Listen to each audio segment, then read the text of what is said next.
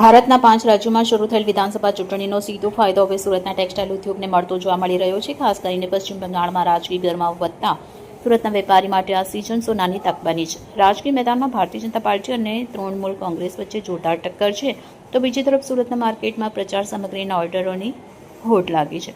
30 કરોડના ઓર્ડરથી વેપારી ખુશ થયા છે. સુરતને દેશનું ટેક્સટાઇલ હબ માનવામાં આવે છે. ત્યાં હાલ 25થી વધુ મોટા વેપારીઓ ચૂંટણીલક્ષી મટીરીયલના ઉત્પાદનમાં વ્યસ્ત છે. ઝંડા, ખેસ, દુપટ્ટા, ટોપી અને ખાસ કરીને સાડીઓના મોટા ઓર્ડર મળતા બજારમાં તેજી આવી છે. વેપારીઓના અંદાજ પ્રમાણે આ ચૂંટણી દરમિયાન રૂપિયા 25થી 30 કરોડ સુધીનો વેપાર થવાની શક્યતા છે.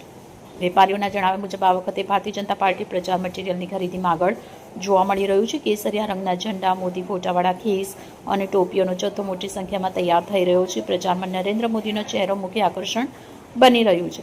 ચૂંટણીમાં મહિલા મતદારોને લક્ષ્યમાં રાખી રાજકીય પક્ષોએ સાડીઓને હથિયાર અપનાવ્યું છે. સુરતમાંથી અંદાજે 1.5 થી 2 લાખ સાડીઓ બંગાળ તરફ મોકલાઈ રહી છે અને રૂપિયા 100 થી 125ની કિંમતવાળી આ સાડીઓ ગ્રામ્ય અને આદિવાસી વિસ્તારમાં વહેંચવામાં આવશે. ટીએમસી પણ પાછળ નથી. તૃણમૂલ કોંગ્રેસ દ્વારા પણ મમતા બેનર્જીના ફોટાવાળા દુપટ્ટા અને ખેસ માટે ઓર્ડર આપવામાં આવ્યા છે.